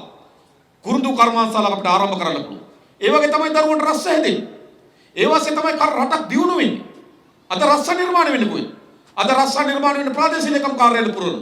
ග්‍රාම සේවක කොට්ටාසෙට මට මේ ළඟදී හම්බුණා ග්‍රාම නිලධාරීගේ සංගමේ. ඕන්කෝ ග්‍රාම සේවක කොට්ටාස නිලධාරීන් 4 දෙනෙක් ඉන්නවා කිව්වා. ආසන්න වශයෙන් ගත්තොත් රුපියල් ලක්ෂ 2කමාරක් ග්‍රාම සේවක කොට්ටාසෙට ආණ්ඩුවෙන් පඩිගෙවන්න විතරක් වෙන් වෙනවා කිව්වා. හැබැයි ග්‍රාම සේවක මහත්තයා කිව්වා මේ 4 දෙනාම කරන කාර්ය මීට අවුරුදු 15කට කලින් තනි ග්‍රාම සේවක මහත්තයා කරේ කිව්වා. ඒ රස්ස. ඉතින් පුරවන සංවර්ධන නිලධාරී, සමුද්‍ර නිලධාරී, ගොවි නියාමක පුරවල මොකද වෙලා තියෙන්නේ? ඒ දරුවෝ ඒ රැකියාවේ දෙන තරුණයන්ට ඇති වැඩකුත් නැහැ, රටට ඇති වැඩකුත් නැහැ. හැබැයි මේ අපි තරුණ සම්පත අපේ රටේ ගොඩනැගීමේ කර්මාන්තය, අපේ රටේ සේවා නිෂ්පාදනය කිරීමේ කර්මාන්තය, අපි අපේ රටේ තරුණ සම්පත යොදාගෙන මේ රටේ ලෝකයේ ශක්තිමත්ම ආර්ථිකයක් හිමි රාජ්‍යයක් බවට පරිවර්තනය කරන සලස්ම අපි දියත් කරන මේ රට ආර්ථික වශයෙන් හදනවා. ඒ විතරක් නෙවෙයි. රටේ ඉහළ ආර්ථිකය පමණක් නෙවෙයි. ග්‍රාමීය ජනතාවගේ ආර්ථිකය. අද ගමේ ජනතාව මුහුණ දෙන ප්‍රශ්නේ මොකක්ද? විශාල වශයෙන් අද මේ ආර්ථිකය කඩා වැටීමේ ප්‍රතිවිපාක වලට අපේ ගම්මේ ජනතාව මුහුණ දී තිබෙනවා. ඒකෙත් විශාල ගොදුර බවට පත් වී තිබෙන අපේ කාන්තාව. දරුවට පාසල් යවන්න කීයක් හරි හොයාගන්න වෙන්නේ, හොයාගන්න බැරුණාම නේද වේදනාවට පත් වෙලා ඉන්න ගෙදර ඉන්න සෝහිරුයි. අම්මා, අක්කා. අසනීපලා බෙහෙතක් ගන්න බැරුණාම වේදනාවට පත් වෙලා ඉන්න අම්මා, අක්කා. බාහන්න මිලේ එළ ගිහිල්ලා හරියම ආදාය මාර්ගයක් නැහැ. නිසි පරිදි ආහාර වේල සකස් කරගන්න බෑ. විශාල ඒ වේදනාව කාන්තාවද පත් වෙලා තිබෙනවා. ඒ නිසා මේ ආර්ථිකය ඇතිවෙන විශාල ගැටලු, විශාල අර්බුදේ ජනතාවගේ ජන ජීවිතවලට බලපෑම් කරමින් තිබෙනවා. විශාල බලපෑමක් ජනතාවගේ ජීවිතවලට ඇති කරලා තිබෙනවා. ඒ නිසා ග්‍රාමීය දුප්පත්භාවය වැඩි වෙලා තිබෙනවා. දැන් බලන්න. දැන් ආණ්ඩුව තීරණය කරා අලුතින් ලක්ෂ 6කට සමෘද්ධිය දෙන්න. දැන් ආසන්න වශයෙන් ගත්තොත් ලක්ෂ 4ක් ඉන්නවා. ලක්ෂ 6ක් කියලා කියන්නේ ලක්ෂ 20ක්. ලක්ෂ 20ක්. ඒ කියන්නේ සමෘද්ධි පවුල් ලක්ෂ 20ක් ඉන්නවා දැන්. සාමාන්‍ය රටේ පවුල් ලක්ෂ 60යි. ලක්ෂ 60න් තුනෙන් එකක් සමෘද්ධිය ගන්නවා. තුනෙන් එකක්. ඉතින් එහෙනම් මේ පාලක අපේ රටේ ග්‍රාමීය ජනතාව දුප්පත්භාවයෙන් ගලවා ගත්තට දුප්පත්භාවයට කැඳවාගෙන ගියා. මේ පාලකයෝ මතක තියාගන්න හැමදාමත් ග්‍රාමීය ජනතාවගේ දුප්පත්කම වික්කා දේශපාලනයේ. 70 දී හඳෙන් අහල් දුප්පත්කම විකුණනවා. 77 දී ධාන්‍ය රාත්තා ලටක් දුප්පත්කම විකුණනවා. 94 දී 3.50ට පාන් දුප්පත්කම විකුණනවා. නේද? දැන් ඇවිල්ලා නේද මේ දරුවන්ට මේවා දෙනවා ගෙවල් දෙනවා සාරි දෙනවා දුප්පත්කම විකුණනවා. මේ පාලක අවුරුදු 71ක්ම කරේ දුප්පත්කම විකුණපු එක. අපි අපේ රටේ ආර්ථිකයේ නව පරිවර්තනයක් ඇති කරනවා. දුප්පත්කම තුරන් කරන ආර්ථිකය. දුප්පත්කම තුරන් කරන. අපිට ඒකයි ඕන. අද ග්‍රාමීය ජනතාව මුහුණ දෙන ප්‍රධාන ප්‍රශ්න ග්‍රාමීය නායකත්වය. මෙතන ඉන්න හැම අම්මා කෙනෙක්ව අක්කා කෙනෙක්ව අහලා බලන්න. කවුරු හරි ඉන්නවද මෙතන ණය නැති කෙනෙක්? හැම දෙනාම විශාල ණයකම් දෙක හිරවලා තිබෙනවා. එක්ක ලංකා බැංකුවට, එක්ක මහජන බැංකුවට, එක්ක උකස් කඩේට, එක්ක පොලී කඩේට, එක්ක කඩේ මුදලාලට, එහෙම නැත්නම් විශාල සුගදුර බවට පත් වුණා. අර සුද්‍ර මූල්‍ය ණය.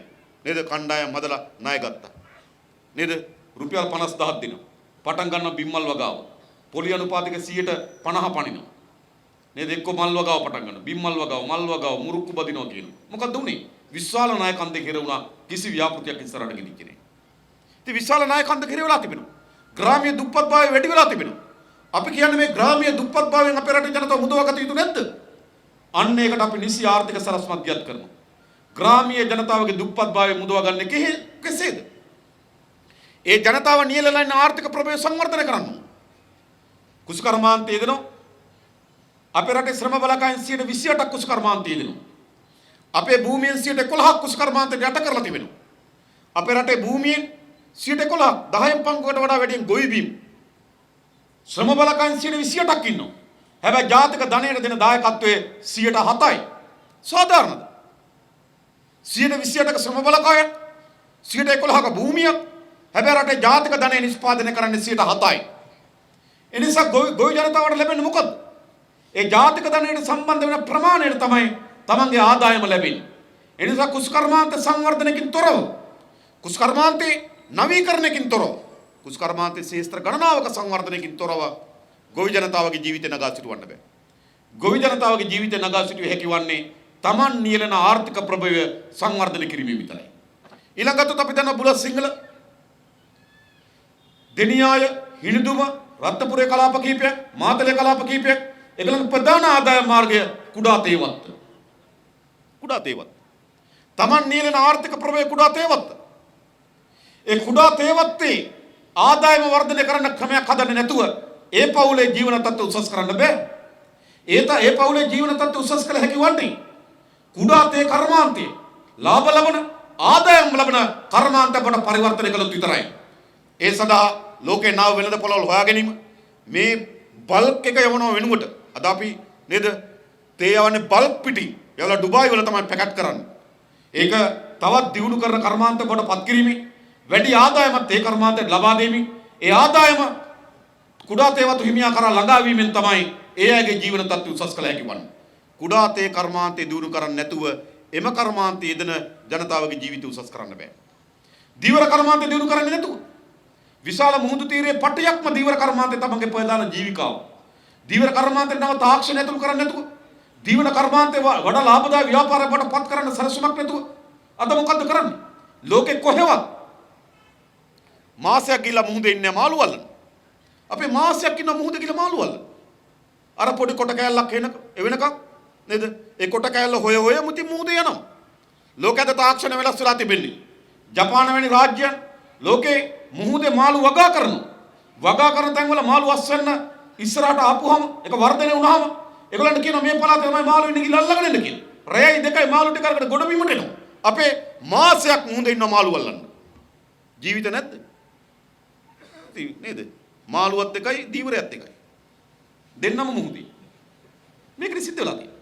ඉතින් මේක නවීකරණය කරන්නද? එයාට ජීවිතයක් නෑ. සිද්ධ වෙලා තියෙන මේක ඒ නිසා දීවර කර්මාන්තයේ නව ප්‍රබෝධයක් නව සංවර්ධන පියවරක් අරගෙන තමයි දීවර ජනතාවගේ ජීවිත උසස් කරන්න පුළුවන්කම තිබෙන්නේ. තමන්ගේ ආර්ථිකය නියැලෙන ප්‍රභවය සංවර්ධනය කරනවා. ආර්ථිකය නියැලෙන ප්‍රභවය සංවර්ධනය කරන්නේ නැතුව ඒ ජනතාවගේ ජීවිතය නගා සිටවන්න බෑ. ඒ වගේම අපි දන්න විශේෂයෙන්ම මුස්ලිම් ප්‍රජාව විශාල මුස්ලිම් වෙළඳ ව්‍යාපාරවල ඉදෙනවා. අපේ ගොඩක් අය අහනවා සහෝදරයා අපි ආවොත් අපේ ව්‍යාපාරයට මොනව වෙයිද කියලා. මම එකක් කියන්නම් උගල. අද අපේ ගොඩක් ව්‍යාපාරවලට සිද්ධ වෙලා තියෙන්නේ මොකක්ද? ගොඩාක් ව්‍යාපාරවලට සිද්ධ වෙලා තිබෙන්නේ අයථා ලෙස ව්‍යාපාර පවත්වාගෙන යන්න.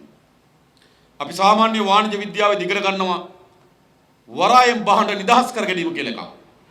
හැබැයි ගොඩක් අපේ ව්‍යාපාරිකයෝ කරන්නේ වරායෙන් බඩු පැන්නීම. ඉගෙන ගන්න නිදහස් කර ගැනීම. කරන්නේ පැන්නීම. එයි තමන්ට වරායෙන් බඩු නිසි පරිදි වරායෙන් බඩු නිදහස් කරලා නිසි පරිදි ආදායම් බඩු ගෙවලා නිසි පරිදි වරාය බඩු ගෙවලා නිසි පරිදි බහඬට බඩු ගෙවලා වෙළඳ පොළට ගෙන ආපුවාම පන්නපු බඩු වෙළඳ පොළේ තියෙනවා. ඉතින් එයත් කල්පනා කරලා මාත් පන්නන්නේ කොහොමද?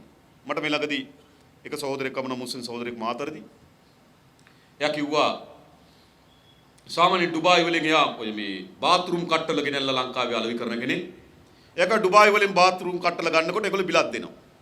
බිලක් දෙනකොට හිස් බිලකුත් ඉල්ලනවා කිව්වා. ඉල්ලනකොට මහනවලු ලංකාවේද කියලා. එයි අර බිලේ ගිහලා හෝටල් එකට ගිහලා අඬ වැලු කරලා ලියා ගන්නවා. ලියාගෙන ඇවිල්ලා කස්ටමර් එකෙන් පන්නනවා. අපි ඉගෙන ගන්න බහඬ නිදහස් කරගැනීම. හැබැයි සිද්ධ වෙලා තියෙන බහඬ පැන්නීම. ඉතින් හැම ව්‍යාපාරිකයෙකුම කල්පනා කරන්නේ මොකක්ද? චුට්ටක් නිින්ද යනවා හොරයි. අද පන්න ගන්න පුළුවන් වුණාද බැරි වුණාද කියලා හොය ඉන්නවා. ඒ විතරද? නිසිපරිදි බදු ගෙවන්නේ අපි වාණිජ විද්‍යාවේ ඉගෙන ගන්නවා හැම ව්‍යාපාරයකම මුදල් පොතක් පවත්වා යනවා කෑෂ් බුක් එකක්. ආදායම වියදම ලියනවා. දැනුත් ලියනවා ආදායම වියදම. හැබැයි ආදායම් බදු පාර්ලිමේන්තුවට ලියන්න පෙන්වන්න වෙන පොතකුත් ලියනවා. ඒක තමයි එකෙන් ආපුවම පෙන්වන්නේ. ඇත්ත පොත Tamanට දැනගන්න. එයි Taman නිසිපරිදි බදු ගෙවුවොත් බදු ඉලේ රිංගපු අය ඉන්නවා. ඒගොල්ලන් එක තරඟ කරන්න බෑ. හැමදෙනාම උත්සාහ කරනවා බද්දෙන් රිංග ගන්න. මේකයි සිද්ධ වෙලා තිබෙන්නේ. ඒ නිසා ව්‍යාපාරික මහතුරුන්ට අපි දෙන පළමු සහතිකය තමයි ඔබගේ ව්‍යාපාරය නිසි බයකින් කිසිදු බයකින් තොරව පවත්වාගෙන යාමට අවශ්‍ය වෙන නීති පද්ධති අපි නිසි පරිදි ක්‍රියාත්මක කරනවා. දේශපාලන හිතවත්කම් වලට වරායෙන් පන්නන දේශපාලන හිතවත්කම් වලට බාන බදු නිදහස් කරන එකක් වෙනුවට සාධාරණ වෙළඳ නීති රාමුවක් අපි සමාන ලෙස ඉටු කරනවා. ඒක තමයි ව්‍යාපාරයේ පළමු පියවර. දෙවෙනි පියවර අපි හිතන අපේ රටේ ගොඩනැංවීම සඳහා අදත් අපිට තිබෙන්නේ බදු ෆයිල් 270,000යි. නිරන්තරයෙන් උත්සාහ කරන්නේ මේ ආණ්ඩු මේ 270,000 බදු ෆයිල් එක සූරාගෙන ගන්න තමයි උත්සාහ කරන්නේ. හැම අය වෙලේ කෙනෙක්ම මේ ව්‍යාපාරිකයන් සුළුවා මධ්‍යපරම කර්මාන්තකරුවාට විශාල බදු පරවන. අපි අද ඒගොල්ලෝ කියනවා. මම මේ ළඟ දැක්කා ප්‍රධාන ව්‍යාපාරික සමුළුවකදී. මුදල් අමාත්‍යවරයා හිටියේ ඉස්සරහා. ඒ ව්‍යාපාර සමුළුවේ ප්‍රධාන පළමු ස්ථානය ලබාගත් ව්‍යාපාරිකයා කතාවක් කරා. ප්‍රධාන ව්‍යාපාරිකයා ලංකාවේ මුදල් ඇමති ඉස්සරහා හිටියා. මුදල් ඇමති ඉස්සරහා තියාගෙන එයා කිව්වා මගේ ව්‍යාපාර මේ අවුරුද්දේ හොඳම සම්මාන ලබන ව්‍යාපාර බවට පත් වුණා. මට විශාල ආදායමක් ලැබිලා තියෙනවා. හැබැයි ලාභය මගේ නෙවෙයි. ඔක්කොම ගන්න මෙන්න මෙයා කිව්වා. මුදල්ලෙම තිබෙන්න. එයා තමයි මගේ ව්‍යාපාරවල අයිතිකාරයා කිව්වා. මේකයි වෙලා තියෙන්නේ. එයි අපේ රටේ විශාල සුළු මධ්‍ය පරිමාණ ව්‍යවසායකයන් කණ්ඩායමක් නිර්මාණය කරගන්න සමත් වී තිබෙනවා. ඒ නිසා අපි නව සලස්ම හදන්න ඕන. නව ආයෝජනයක් දීලා නව බැංකුවලින් ණය දෙන ක්‍රමවේදයක් හදලා නව වෙළඳපොළක් නිර්මාණය කරලා සුළු මධ්‍ය පරිමාණ ව්‍යවසායකයන් කණ්ඩායමක් අපේ රටේ ලක්ෂ ගණනක් අපේ රටේ නිර්මාණය කරන්න ඕන. අලුත් මම කියන බය වෙන්න එපා. නේද අර දැන් මංගල ගහන්න හදන බදු ෆයිල් එක නෙමෙයි මේ. නව ව්‍යවසායකයන්ට අත දීලා ඒගොල්ලෝ ව්‍යවසායකයන් හැටියට ඉස්සරහට ගෙනල්ලා සුළු මධ්‍ය පරිමාණ ආදායම් ලාභීන් බවට පරිවර්තනය කරලා අන්න ඒගොල්ලන්ගෙන් ආදායමක් ගන්න ක්‍රමයක් හදන්න ඕන. එහෙම කරන්නේ නැතුව අපේ රාජ්‍ය ආදායම වැඩි කරන්න බෑ. 1996 අපේ රාජ්‍ය ආදායම දල ජාතික නිෂ්පාදිතයෙන් 11.23ක් තිබ්බා. 2014 කට අපේ රාජ්‍ය ආදායම දල ජාතික නිෂ්පාදිතයෙන් 11.5 දක්වා කඩා වැටුණා. හරි අඩකින් අපේ රාජ්‍ය ආදායම කඩා වැටුණා. රාජ්‍ය ආදායම ඉහළ දැමීමේ සලස්මක් ඕන. අන්නේ සලස්ම සඳහා අපි විශාල ව්‍යවසායකයන් පද්ධතියක් අපි නිර්මාණය කරනවා. ඒ සඳහා විශේෂ යෝජනා ක්‍රම අපි සතුව තිබෙනවා. රාජ්‍ය ආදායම ඉහළ දම්ම ගන්න. නව ව්‍යාපාරික කණ්ඩායම් නිර්මාණය කරන. නව ව්‍යවසායකයන් නිර්මාණය කරන. කුඩා මධ්‍ය පරිමාණ කර්මාන්තකරුවන් නිර්මාණය කරන. ලෝකේ විශේෂයෙන්ම අපේ තානාපති කාර්යාලය. අපිට මොකද තියෙන තානාපති කාර්යාලය වැඩි? අපිට ලෝකේ යුද්ධවල තීරණ ගන්න තානාපති කාර්යාල ඕනේ නැහෙනි. අපි මොකද ලෝකෙත් එක්ක යුද්ධ කරන්නේ නැහැ. ලෝකේ රටවල් වල දේශපාලන සැලසුම් ලෝකේ රටවල් වල ආක්‍රමණ සැලසුම් දියත් කරන්න දැන් ඇමරිකන් එක්සත් ජනපද තානාපති කාර්යාලය ගත්තොත් අපේ රටේ ඒගොල්ලෝ ලොකු සැලසුම් තියෙනවා අපේ රටගෙන. ඒගොල්ලන්ගේ දේශපාලන න්‍යාය පත්‍රයට අපේ රට ඇතුල් කරගන්නේ කොහොමද? ඒගොල්ලන්ගේ යුද්ධ න්‍යාය පත්‍රයට අපේ රට ඇතුල් කරගන්නේ කොහොමද? ඒගොල්ලන්ගේ ආර්ථික න්‍යාය පත්‍රයට අපේ රට ඇතුළත් කරගන්නේ කොහොමද? ඒ වගේ දීර්ඝ සැලසුම් තියෙනවා අපේ රටේ ඉන්න ඇමරිකන් තානාපති කාර්යාලය.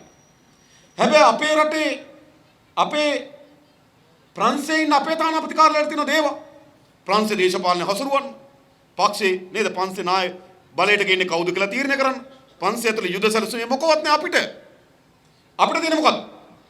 අපේ විදේශ තානාපති කාර්යාලවලට ප්‍රධාන වගකීමක් බවට පත් කරන්නේ අපේ භාණ්ඩ සහ සේවාවන්ට නිසි වෙළඳපොළක් හොයා දීමේ වගකීම සඳහා අපේ තානාපති කාර්යාල ප්‍රතිසංවිධානය කරනවා. ලෝකෙ ලොකු වෙළඳපොළක් හොයන්න ඕන. විශේෂයෙන්ම අපි දාන අපේ මැණික් කර්මාන්තේ. ඉතාමත් දියුණුවම තාක්ෂණික මැණික් කර්මාන්තය අපිට තිබෙනවා. මැඩගස්කරය වෙනි රාජ්‍යන්ට තාමත් ඒ තාක්ෂණයට කිට්ටු වෙන්න බැරි වෙලා තිබෙනවා. ඒ නිසා අපිට අමුගල් ගේන්න පුළුවන් වෙලා තිබෙනවා. හොඳම පිච්චුම් ක්‍රමයක්, පුච්චන ක්‍රමයක් අපි සතුව තිබෙනවා. හොඳම කපන ක්‍රමයක් අපි සතුව තිබෙනවා. මැණික් කර්මාන්තයේ විශේෂම බේරුවල ආශ්‍රිතව මැණික් කර්මාන්තයේ දෙන විශාල ව්‍යවසායකයන් පද්ධතියක් ඉන්නවා. මේක ලෝකේ අත්පත් කරන්න පුළුවන් විශාල වෙළඳපොළක්. හැබැයි අලුතෙන් බදු ගැහුවා නේද? ඒ කියන්නේ මැණික් රට යවන්න නෙවෙයි නේද? මැණික් මෙහෙ විකුණ ගන්න ජාතිය බදු ගැහුවා. විශාල ව්‍යසනයක් ඇති කරා. හැබැයි අපි මේ ශේෂ්ත්‍ර සඳහා කොහොමද නව වෙළඳපොළ හොයන්නේ? නව බදුපති හඳුන්වා දෙන්නේ කොහොමද? එවැනි සලස්මක් අපිට තියෙන්න ඕනකම තිබෙනවා. ඒ නිසා අපි දිගු කාල සහ කෙටි කාලින දෙවන්ත ආර්ථික සලස්මක් අපි සතුව තිබෙනවා.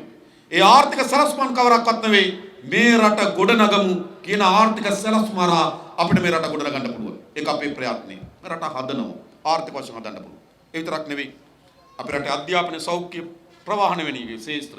ඒ සේවාවන් දියුණු කරන්න ඕන. ඒ සඳහා සලස්මක් අපිට තිබෙන්න ඕන. අධ්‍යාපනය අද මොකද වෙලා තිබෙන්නේ? අද පාසල් යන්නේ පුරුද්දට. අධ්‍යාපනය තියෙන ටියුෂන් එකේ.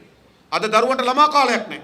ඔවුන්ට වෙන පොතක් කියවන්න නැහැ. වෙන ක්‍රීඩාවක් නැහැ. දරුවොත් එක්ක එකට රංචු ගැසෙන්න නැහැ. මොකද සිදුවී තිබෙන්නේ? නේද? දරුවගේ ළමා කාලයත් අපි උදුරගෙන තිබෙනවා. ඇයි? පාසල් යන පුරුද්දට ඉගෙන ගන්න යනවා ටියුෂන් එක. දැන් පාසල ඇතුළට යලි අපි අධ්‍යාපනය ගිහිනවා. අපේ සංවර්ධනෙත් අපේ මානව සම්පත දියුණු කිරීමෙත් ප්‍රබලතම මෙවලම් බවට අපි අධ්‍යාපනය පත් කරගන්නවා. අධ්‍යාපනය මොකද්ද කරන්නේ?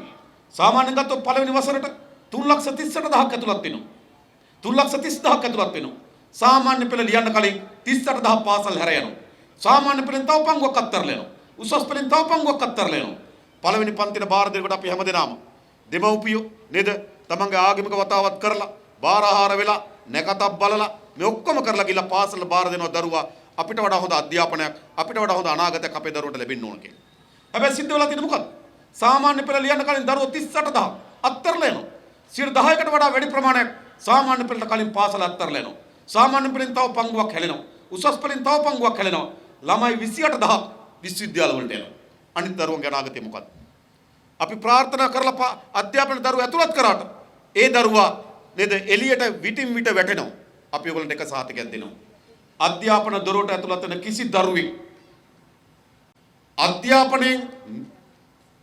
අධ්‍යාපන ඥාණයෙන් හෙබි කෙනෙක් හෝ නිපුණතාවයෙන් යම් වෘත්තීමය නිපුණතාවකින් තොරව අධ්‍යාපන දොරටුවෙන් එළියට වැටෙන්න ඉඩ නොදෙන බව අපි ඔබට සාතික කරනවා. කිසි අම්මා තාත්තා කෙනෙක් දරුවන්ගේ බර ගන්න එපා. දරුවන්ගේ බර ආණ්ඩුව බාර ගන්න. ආණ්ඩුව බාර ගන්න. ඒක අපි වගකී. එවැනි මානව සම්පතක් හදන්න නැතුව මේ රට ඉස්සරහට යන්න බෑ. ඒ නිසා අධ්‍යාපනය අපේ ප්‍රතිපත්තියේ ඉතාම දියුණුවතම වැඩ පිළිවෙල බවට අපි අධ්‍යාපනය පත් කරගන්න. ඒ වගේම සෞඛ්‍යයට අද විශාල වියදමක් දරන්න සිදු වී තිබෙනවා. රාජ්‍ය සෞඛ්‍යසේ කඩා වැටී තිබෙනවා. ඒ නැවත ප්‍රවර්ධනය කිරීම. ඒ වගේම ප්‍රවාහන පද්ධතිය අද අපිට විශාල වියදමක් ප්‍රවාහන වෙනුවෙන් දරන්න වී තිබෙනවා. දරුවට ඉස්කෝලේ යන්න විදියක් නිසා ත්‍රිවිල් එකක් ගන්නවා ණය වෙලා. වාරිකේ මාස් පතා එනවා. එහෙම නැත්නම් අම්මා අසනීප වෙලා තිනවා. බෙහෙත් ගෙනියන්න විදියක් නැතිලා පොඩි කාර් එකක් ගන්නවා. ඒක ආර්ථිකයට බරක් වෙලා තිබෙනවා. ඒ නිසා ප්‍රවාහනය අද කඩා වැටලා තිබෙනවා. ප්‍රවාහනය අපි විසඳ ගන්න උත්සාහ කරමින් තිබෙනවා. එහෙනම් රාජ්‍ය පොදු ප්‍රවාහන පද්ධතිය යලි ශක්තිමත් කරනවා. හැම පුරවැසියෙකුටම සුව පහසු සහිත තමන්ගේ ගමන් බිමන් යන්න පුළුවන් පොදු ප්‍රවාහන පද්ධතියක් ලංකාව තුළ ඇති කරනවා. ප්‍රවාහනේ අධ්‍යාපනයේ සෞඛ්‍ය වෙඩි රාජ්‍ය සේවාවන් අපි දියුණු කරනවා. ඒ නිසා මේ රට ගොඩනගන්න පුළුවන්. අවුරුදු 71ක් වවුල් හපයක් බවට පත් කරා මේ පාලකයෝ අපේ රට. දැන් අපි තමුන්වන්සලෙන් අහන්නේ මේ රට විනාශ කිරීමේ මාවත තෝරා ගන්නවද? ගොඩනැගීමේ මාවත තෝරා ගන්නවද? විනාශ කිරීමේ මාවත නම් මේ ප්‍රදේශ ජනතාව තෝරා ගන්න. විනාශ කිරීමේ මාවතම නම් අවශ්‍ය. අන්න කඳවුරු දෙකක් තියෙනවා තෝරා ගන්න. දෙකෙන් කෝක තෝරාගත්තත් කමක් නැහැ. මොකද දෙකම යන්නේ විනාශකාරීත්වය කරා. හැබැයි මේ රට ගොඩනැගීමේ මාවත නම් තෝරාගත යුත්තේ නොවැම්බර් මාසයේ 16 වෙනිදා මේ රටේ ජනතාව බලයට පත් කළ යුතු වන්නේ ජාතික ජන බලවේගය නියෝජනය කරන අප වෙන කවුරුත් නෙවෙයි. ඒ තීන්දුව තමුන්වන්සලා ගන්න. තනියම නෙවෙයි. මේක වේදිකාවෙන් අපි පමණක් කතා කිරීමෙන් මේක කරන්න පුළුවන් කමක් නැහැ. අපි හැමදෙනාම එකතු වෙමු. මේ දින කීපය ඇතුළත අපි යාළුවන්ට මිතුරන්ට ඥාතීන්ට කතා කරමු. අපි හැමදෙනාම මේ සත්කාරයට මැදිහත් වෙමු. අවුරුදු 71ක් අපේ රට ගමන් කරමින් තිබෙන වැරදි මාවතෙන් අපේ රට නිවැරදි මාවතට ගෙන යනවායි කියන දැඩි අදිෂ්ඨානය අපි අත්පත් කරගමු. ඒ සඳහා අපි වැඩ කරමු. හැම කෙනාම කතා කරන්න පටන් ගන්නවා. හැම කෙනාම අලුත් කෙනෙක් එකතු කරගන්න පටන් ගන්නවා. මේ ව්‍යසනේ කියලා දෙන්න. මේ විනාශකාරීත්වයෙන් අපේ රට මුදවා ගැනීම සඳහා එකතු වෙන්න කියලා ආරාධනා කරනවා.